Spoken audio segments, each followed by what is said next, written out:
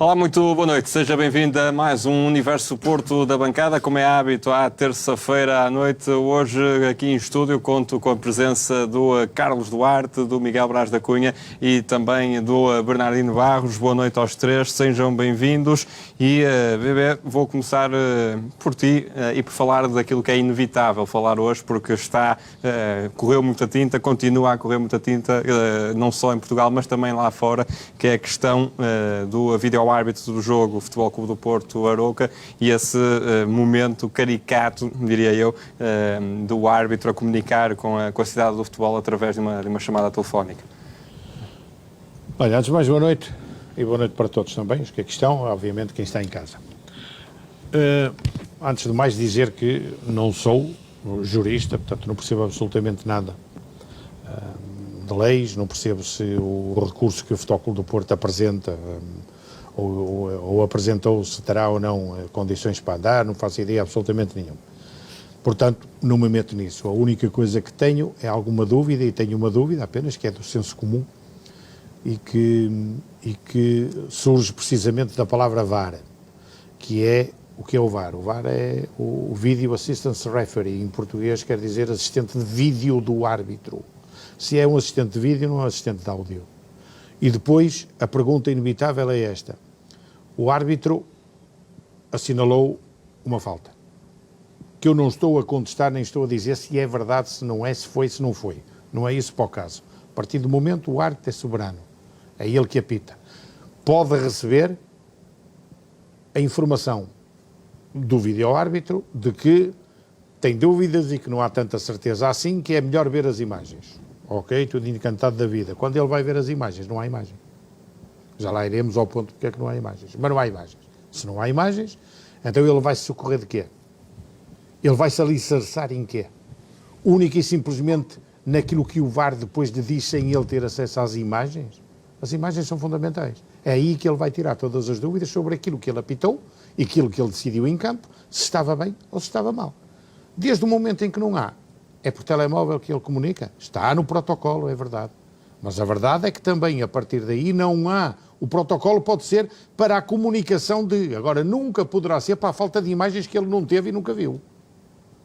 As únicas imagens que tem, segundo o que eles dizem, que também me leva a suspeitar algumas coisas por aquilo que vamos sabendo e por aquilo que vamos ouvindo, quer por pessoas ligadas ao meio, quer também por outras situações, a verdade é que os discursos ou as conversas entre VAR e árbitros muitas das vezes deixam muito a desejar. Também é verdade que muitas das vezes, em muitos casos, não há imagens e não são tão simples quanto isso de analisar, porque muitas das vezes falta a comunicação, em muitos estádios, e já vimos alguns deles, e depois assistimos também a todo o resto. Agora diz-me assim, quer dizer, o VAR, ok, tudo bem, não houve imagens. Quando foi o golo do Arouca, houve imagens alicerçados para dizer se o golo foi legal ou se não foi? Houve ou não houve a mão? A mão foi marcada ou não foi assinalada? Não foi. Sobre a questão disso, está tudo feito. Agora, sobre o comunicado do Futebol Clube do Porto, eu creio que isso é bem explícito. O Futebol Clube do Porto diz que havia e há material necessário e existente para fazer a ligação ao VAR e aos aparelhos do VAR. O Futebol Clube do Porto nunca falou em avaria na questão deste assunto. A única coisa que o Futebol Clube do Porto disse e exemplificou com imagens foi que os técnicos não ligaram corretamente os cabos, que é uma coisa totalmente diferente. É evidente que também, a partir daí, o cabo conectado à fonte de energia disponibilizado pelo Futebol Clube do Porto não foi conectado aos equipamentos do VAR. O VAR, ou os equipamentos do VAR, esteve sempre alicerçado naquilo que eles chamam a UPS, que é a unidade móvel, se quiseres, por bateria, que é isso que deu. Quando aconteceu e foi desgastando e foi, como não estava ligado, foi acabando a bateria ou foram-lhe acabando as pilhas, e quando chegou o árbitro para ver, estava o ecrã negro, como nós temos muitas das vezes quando temos a televisão ligada e deixamos em stand-by. Quando lá vamos ver, está a negro, carregas e ele não deu nada. Porquê? Porque estava desligado. A partir daí o que é que aconteceu? Foi ligado, então sim, ao cabo que estava a funcionar e que sempre funcionou, mas que estava ou não estava mal ligado. Também são coisas para outras pessoas decidirem e ver efetivamente o que é que se passou aí e se houve ou não houve problemas. Agora, a Federação, ou o Conselho de Disciplina, ou seja quem for, ou a própria Liga, que também levantou o inquérito, levantou e vai averiguar. Portanto, eles é que têm que averiguar, não sou eu, nem tenho que estar aqui. Depois, o outro ponto é também precisamente este do VAR, saber se o inquérito vai ou não vai haver capacidade para como é que se chama, para aferir de quem é culpa, ou se houve culpa, ou se mais uma vez, também como é habitual em Portugal, não há culpados. Mas há uma coisa que é fundamental e que nunca ninguém pode esquecer. Quando foi chamado para ir ao VAR, havia comunicação entre o árbitro e o VAR, ou não havia? Não foi por telemóvel. Não foi por telemóvel. Ele não foi avisado por alguém que o chamou e que lhe disse, olha, tens aqui uma chamada ou tens aqui uma referência de atenção. Havia ou não havia comunicação? Havia comunicação entre o árbitro e o VAR. Porquê é que deixou de existir a seguir para depois andar pelo telemóvel? Essa é que é outra questão. E depois, no meio disto tudo, agrada-me fundamentalmente a mim este folclore que se passa com o Futebol Clube do Porto a protestar o jogo, e isso é outra coisa também que é fundamental. O Futebol Clube do Porto não disse que ia protestar o jogo e não foi explícito, foi através de um comunicado ou de um post que o Futebol Clube do Porto publicou no seu site, dizendo e informando os adeptos que o Futebol Clube do Porto estava atento e iria protestar o jogo. Baseado em que eu não sei, nem me interessa, nem quero saber, o Departamento Jurídico do Futebol Clube do Porto é que deve saber se tem ou se não tem fundamento e se há ou se não há. É evidente que perguntando a todos aqueles que normalmente nunca têm clube, mas que já passaram pela BTV, pelas outras televisões todas e estão ao serviço do Benfica, se lhes fores perguntar, todos eles dizem que não há fundamento nenhum. Também é ao contrário, se calhar, que se for perguntar a alguns que sejam portistas, dizem que há fundamento. Quem tem que decidir, há de decidir. Embora eu também não acredite na isenção de quem decide, conforme nós sabemos, também com a Presidente do Conselho de Arbitragem, também as coisas estão bem encomendadas e não tem problema nenhum.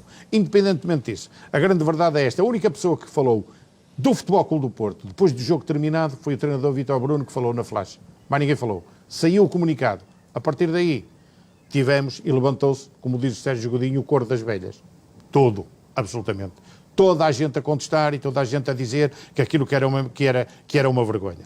O Sporting Lisboa e Benfica, através do seu presidente, o Frederico Brandas, vem dar lições de moral. E eu espanto-me, porquê?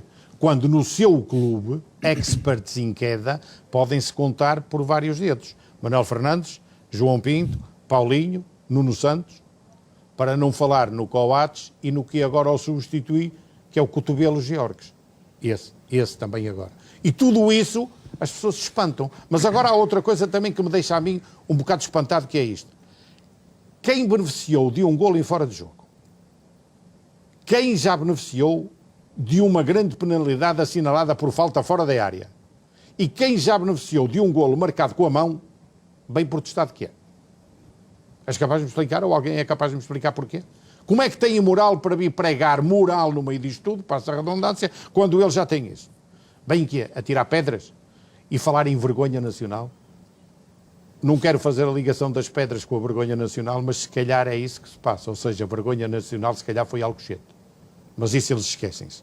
Do outro lado, da Santa Aliança, não é da Segunda Circular, é da Santa Aliança, que foi essa Santa Aliança, precisamente entre os dois, que correu com o ex-presidente Bruno Carvalho, não esquecer isso, vêm, através não do Benfica e dos seus órgãos, porque eles não utilizam isso, utilizam os meninos de Janela e utilizam esta nova personagem que é da loja do Gepeto, que é o presidente do Sporting, que é autenticamente manipulado por tudo isso e que faz aquilo que os outros não querem fazer e faz aquilo que lhe mandam fazer, vêm falar também em meter lenha na fogueira e dizer que são isentos de tudo isto. Também não são, também têm exemplos disso. E também há mergulhadores, também lá houve o João Pinto, já falado, que jogou nos dois clubes, o Jonas, o Lima, agora o Di Maria.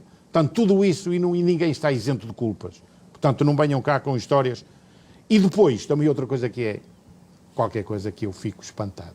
Quem já teve e refere por são 22 minutos, ou que eles falam do tempo de descontos, já lá iremos mais tarde. Quem teve no jogo, no primeiro jogo do campeonato, 12 minutos dados pelo árbitro após os 90. E depois dos 12 se jogaram 17, bem se queixar de quê? Se calhar só se podem queixar de uma coisa. É que infelizmente para eles o Boa Vista é que marcou o golo precisamente nos descontos. E eles sofreram uma derrota por 3-2. Porque senão eles também não se estavam a queixar disso. É que atirar poeira para os olhos para toda a gente é tudo muito engraçado e muito bonito. Mas o pior é depois. O pior é quando nós atiramos pedras para o telhado do vizinho, mas elas batem na borracha que o vizinho tem lá no telhado e ela volve. Bem para nós. Porquê? Porque tudo isto está conluiado, é tudo igual. Todos têm razão de queixa e todos têm benefícios em todos os seus. Agora, o que isto é uma campanha enorme. E essa campanha que começou, precisamente, com o tal comunicado do Sporting, Lisboa e Benfica, que, através de Frederico Varandas, veio dizer que é uma vergonha nacional. Eu, quando vi o comunicado, muito sinceramente, e para terminar, pensei em duas coisas. Uma, que finalmente iria ver Frederico Varandas a contar precisamente aquilo que tinha dito que iria contar se fosse eleito presidente. Ou seja, tudo aquilo que ele diz que viveu por dentro e que iria contar quando fosse eleito presidente. Já prometeu isso há muito tempo, afinal de contas já é presidente há não sei quantos anos, mas nunca contou. E a outra do comunicado, a outra que eu pensei foi alto, finalmente, Frederico Varandas vai dizer que encontrou o telemóvel que lhe roubaram nas Antas, que era o que utilizou o arte da partida. Julguei que era esse. Afinal de contas, nem uma coisa nem outra. Vai assim o mundo. E nós temos que aturar todos estes palhaços. Alguns ainda se disfarçam disso e têm programas na televisão. Outros, não senhor, estão apenas e só, durante este tempo todo, travestidos de gente honesta, e é tudo aquilo que nós vemos. Completamente apanhados no meio do sistema todo. Mas nós vamos aturando-nos e, conforme eu já disse muitas vezes e continuo a dizer, enquanto eles estiverem assim, eu dou-me por satisfeito. Porque sei que o Futebol Clube do Porto, que está a incomodá-los e que ganha. Sim, porque é preciso ver que o Futebol Clube do Porto vai também nos líderes. 10 pontos, estamos lá. Não caiu o Carmo e a Trindade. Jogamos bem? Não jogamos.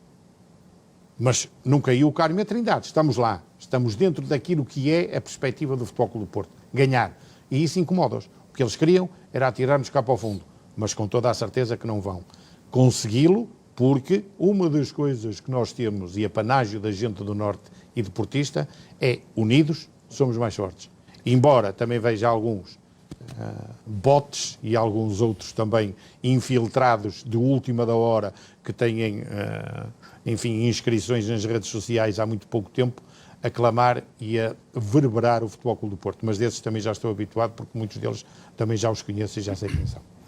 Muito bem, Bebê, obrigado. Miguel, aqui o Bebê já falou de várias questões relacionadas com o jogo do Futebol Clube do Porto Arouca, desde logo da questão do telemóvel, da questão da tomada, também o comunicado do Sporting. Pedia também a tua opinião sobre todo este caso e por onde é que queres começar também já agora, porque foi muito falado este jogo por muitas razões. Bem, mais uma vez não, boa noite aqui aos colegas de painel, a todos em casa. Deixa-me só fazer um pequenino parênteses, parênteses inicial, para dar os parabéns à Diana Torres, que foi campeã europeia em natação adaptada nos 200 metros mariposa, e isto é uns parabéns muito merecidos, e sobretudo porque refletem aquilo que é a verdadeira alma do Futebol Clube do Porto. É a capacidade de ir muito mais além do que estas minudências desta gente pequena, é ir grande, ganhar grande, dar oportunidade a todos de serem grandes. E, portanto, a Diana Torres merece os nossos parabéns e merece ser referida aqui no programa. Portanto, primeira nota introdutória. Em relação ao tema e todo o burburinho que tem sido levantado na sequência do jogo com o Arouca, o Bernardino acho que tocou em tudo, e eu vou só permitir-me, enfim, dizer quase as mesmas coisas por umas palavras diferentes, mas serão no essencial as mesmas coisas. Primeiro ponto. Toda esta confusão iniciou-se fruto de uma enorme trapalhada feita ou gerada pelo senhor árbitro do jogo. Convém não esquecer isto. Não é? Utilizou meios que as regras não permitem que utilizassem para tomar uma decisão. E, portanto, este é o ponto essencial. Okay? E convém que as pessoas não fujam do ponto essencial. Este é um ponto. Segunda atrapalhada que o senhor árbitro cometeu, enfim, o permitir que o jogo, na segunda parte, fosse o que foi. Com constantes paragens, constantes quebras de ritmo, no interesse de quem? Não foi no interesse do Porto, seguramente. Não é? Foi no interesse de quem não lhe interessava que houvesse futebol.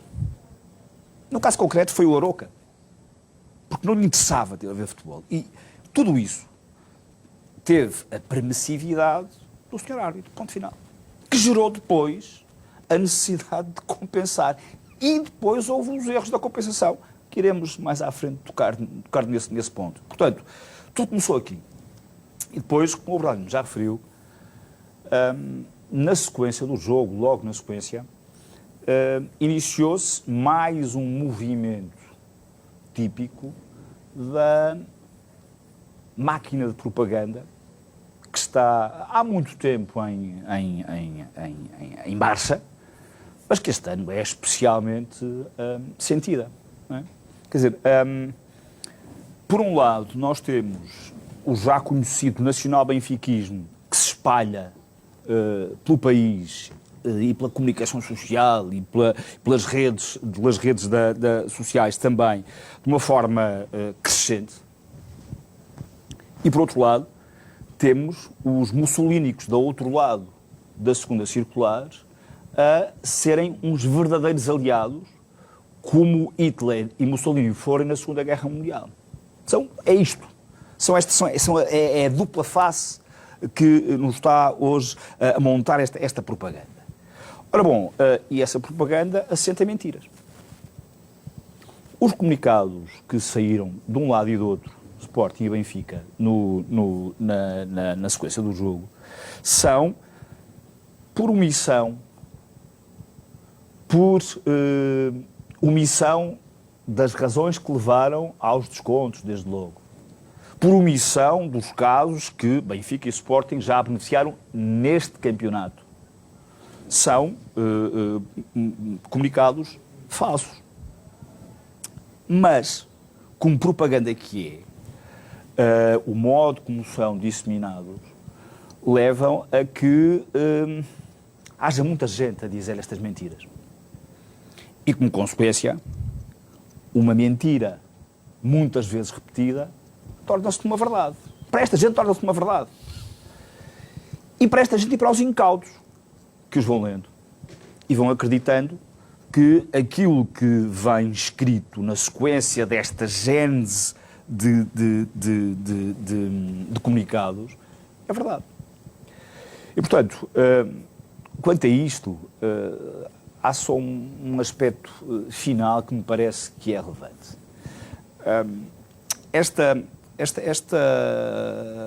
Este clima de ataque constante ao Futebol Clube do Porto não é de hoje, é de sempre.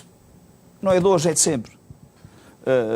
Nós sentimos isso, quem já anda por cá há mais alguns tempos, foi-nos contado isto também por quem estava antes de nós, e, portanto, já há muito tempo. E o Futebol Clube do Porto, o portismo, não vai deixar que isto fique assim como está. O portismo levantou-se, convém não esquecer, esta gente, e eles não têm memória, mas nós temos. Convém que eles não se esqueçam que o portismo levantou-se contra o Silva Rezende quando ele nos quis roubar a realização da Taça das Antas. Levantou-se e realizou-se cá. Depois o jogo perdeu, mas isso é irrelevante. Quiseram-nos roubar a taça, o legal da taça, nós levantamos e o jogo foi cá. O portismo levantou-se quando o Ministro das Finanças nos quis achincalhar com uma penhora sobre as instalações sanitárias do Estado das Antas. O portismo levantou-se e a penhora desapareceu. Portanto, em relação a esta campanha que está em curso, convém que nós, portistas, e também estes senhores que nos atacam, tenham memória de quem nós somos. O Futebol Clube do Porto e os portistas não é gente para ser constantemente achincalhada de todo. E, portanto, há um momento que é o momento em que o portismo vai dizer chega. E já esteve mais longe do que está hoje. Muito bem. Carlos, bem-vindo também.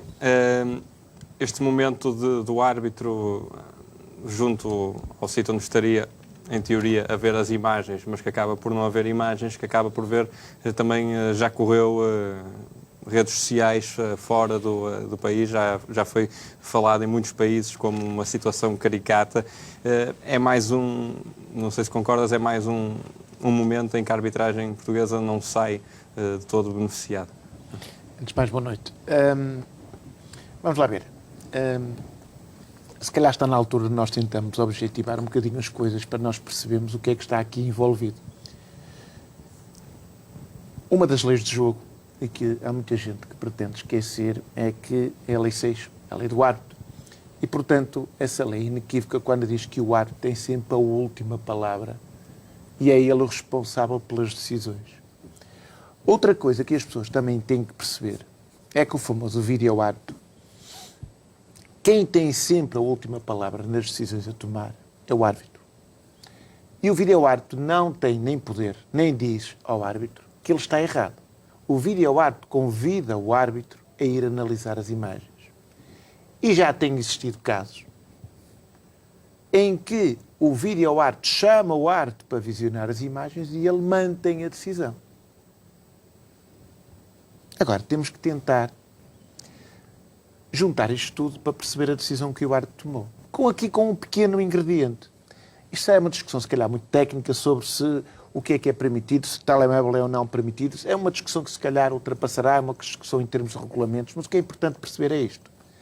Nós tivemos, há alguns anos, o Aves Benfica, em que tivemos uma situação de avaria no sistema do vídeo-árbitro.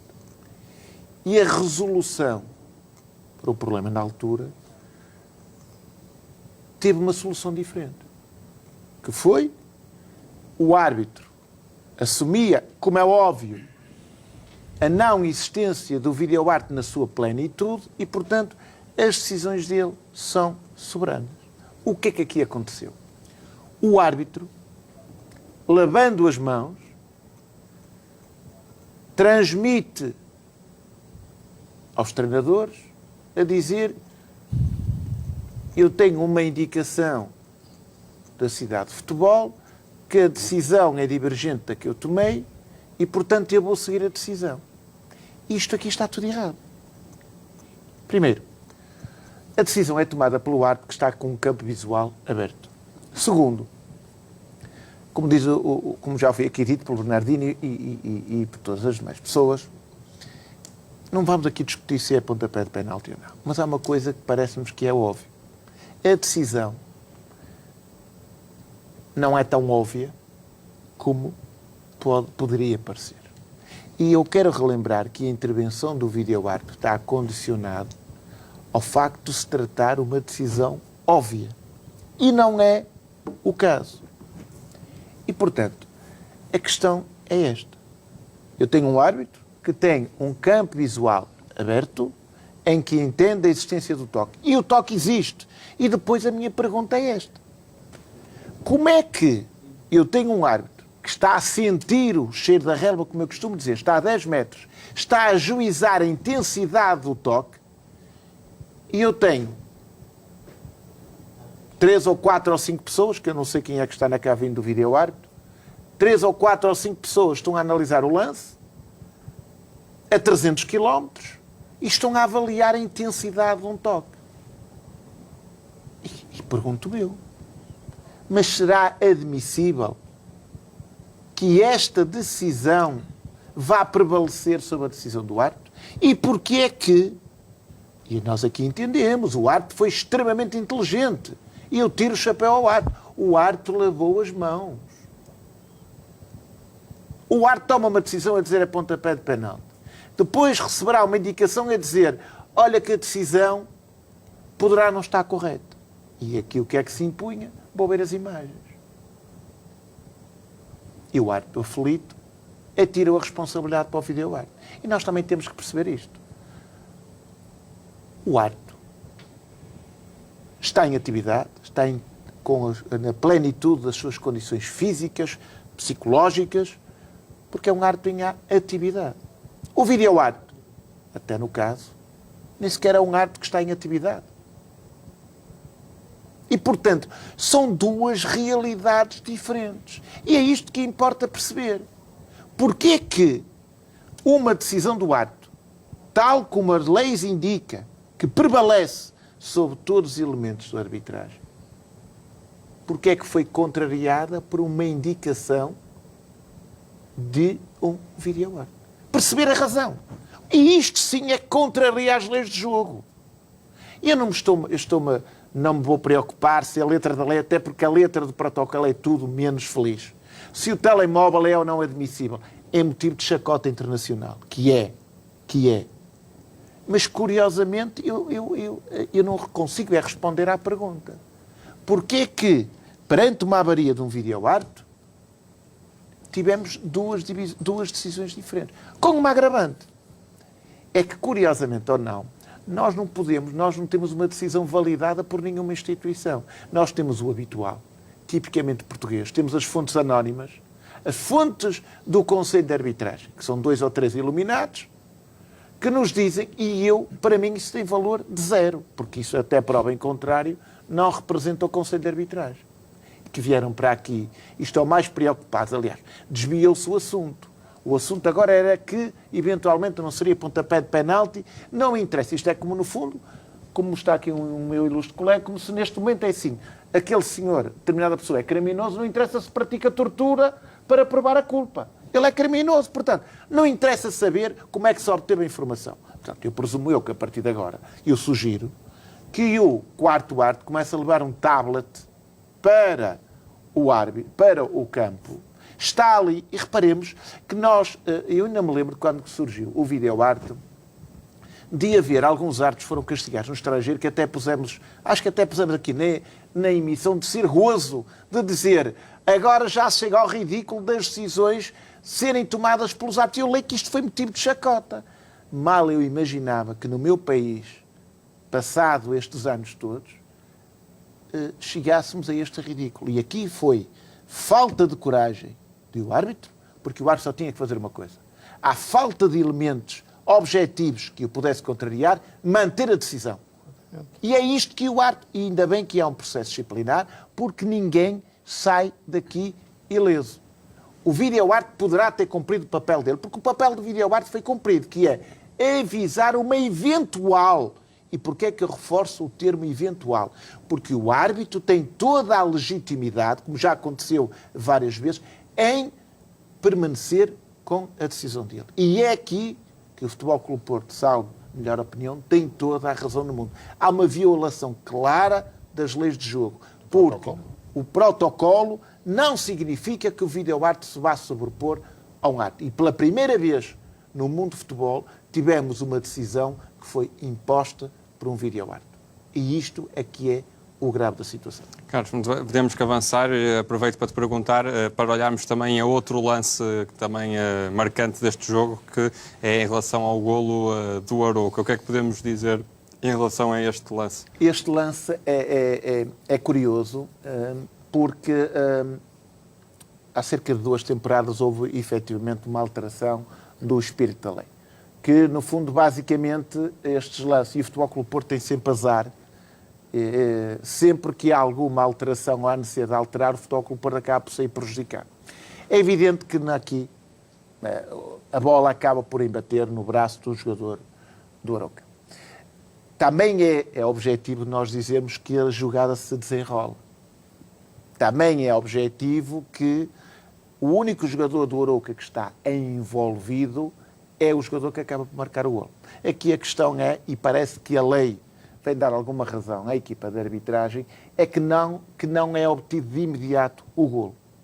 E eu atrevo-me a dizer que estamos numa área cinzenta. Ou seja, a lei o que diz que é, se efetivamente for obtido de imediato o golo fruto da mão não, o golo não é legal. Aqui a questão que se coloca é que é o mesmo jogador que acaba por beneficiar dessa mão, só que percorre um longo trajeto até à baliza. De resto, Carlos, temos aqui para comparar também um Com o exemplo, lance do Rashford. um jogo de um golo anulado a Marcus Rashford num jogo do Man United contra o Everton. Vamos poder ver. São lances muito complicados de ajuizar. Aqui, naturalmente, que se quer a decisão para os dois lados era admissível. Entendemos que o árbitro tivesse deixado seguir o lance com, digamos, com esta atenuante, que estamos a falar de um momento posterior. Embora, realçar isto, estamos a falar numa área cinzenta e é um lance de difícil interpretação. Então, meus senhores, temos que avançar. Mas deixa-me só dizer sobre isto, é assim, não é questão de concordar ou discordar, a questão é esta. Primeiro, para mim, é clarinho como água. Aquilo que o regulamento diz é, se a bola toca na mão num ressalto, o árbitro tem que anular.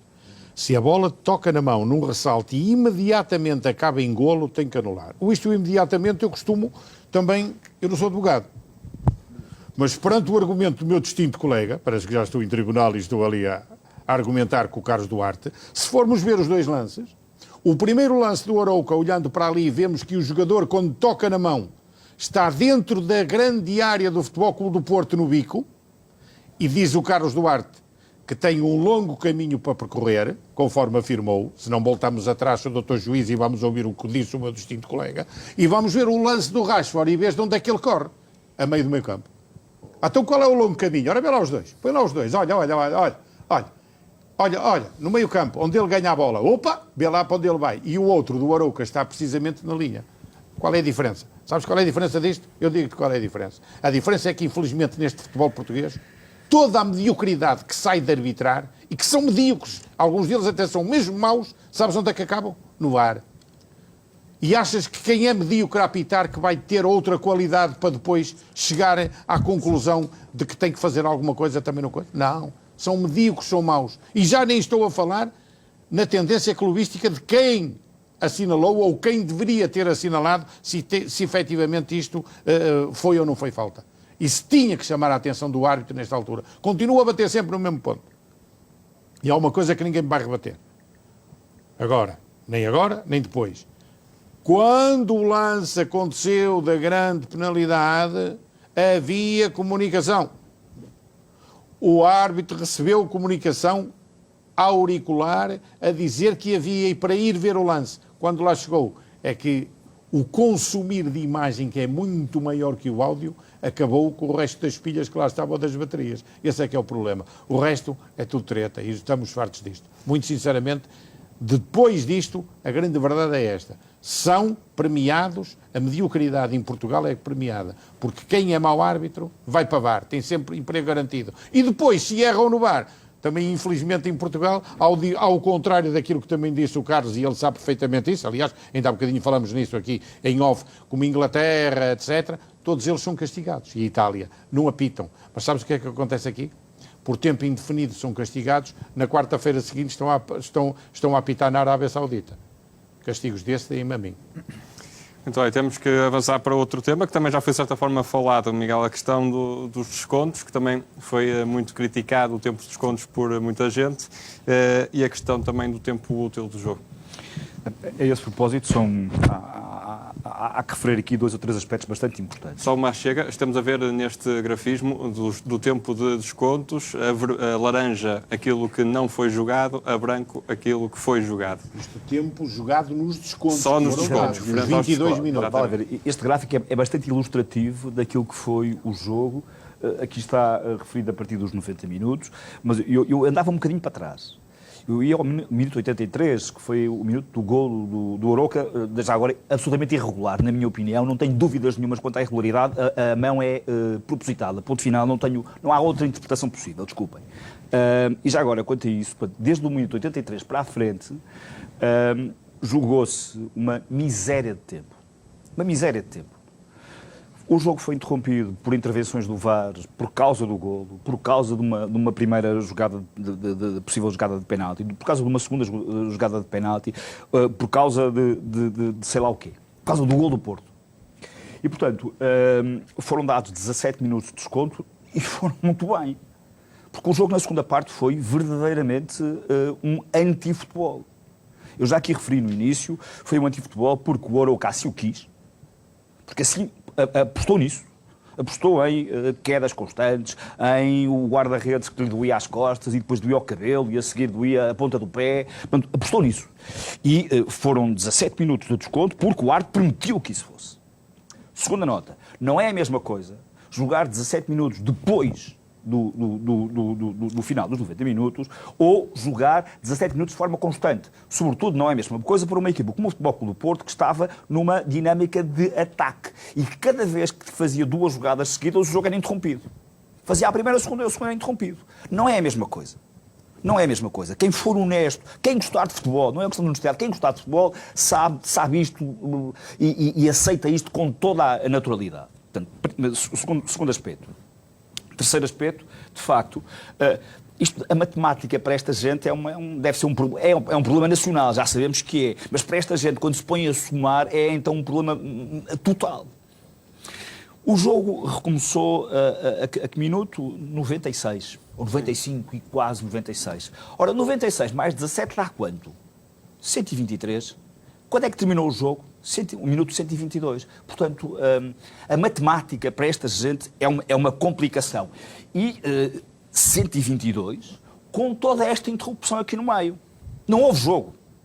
Houve tempo para o Porto, falhou o penalti, marcou um golo e não houve tempo para mais, porque não foi possível. Entre substituições, quedas, simulações, abraços na saída do campo, quer dizer, esse desplante de um jogador do Arouca que vem de uma ponta para a outra, dá um abraço ao amigo, vai embora, bebe um cafezinho e depois é que sai. E o árbitro, para isto, olhou e nada.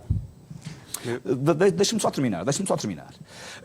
Sobre estas questões, há uns senhores que se pronunciam, um senhor Rui Santos que se pronuncia sobre isto e cavalga nesta mentira. Não quer saber das razões, ou melhor, propositadamente omite as razões e insiste nisto. E depois, quanto a esta questão da saída, já agora deixem-me aproveitar que uma vez na vida houve um árbitro que, perante um artista, que ao saiu a passe de caracol, mostrou-lhe um cartão amarelo. Não sei se recordam, foi num jogo da Seleção Nacional, na Alemanha, e não sei se recordam quem era o artista. Foi o artista que hoje se pronunciou sobre estas questões. Um artista que está hoje como presidente do Benfica e que, justamente, saiu a passo, devagarinho, para trás, para a frente, para a frente, para trás, e o árbitro, na altura, disse: meu amigo, não vais brigar com ninguém, que isto é antijogo. Amarelo, e como já tinha um amarelo, foi expulso. E a seleção foi prejudicada a seguir. Enquanto houver tolerância para comportamentos destes, o futebol não vai mudar. E, portanto, isto sim devia ser realçado, salientado, criticado. Agora, o que nós temos é os especialistas da bola a dizer grande tática do Arouca.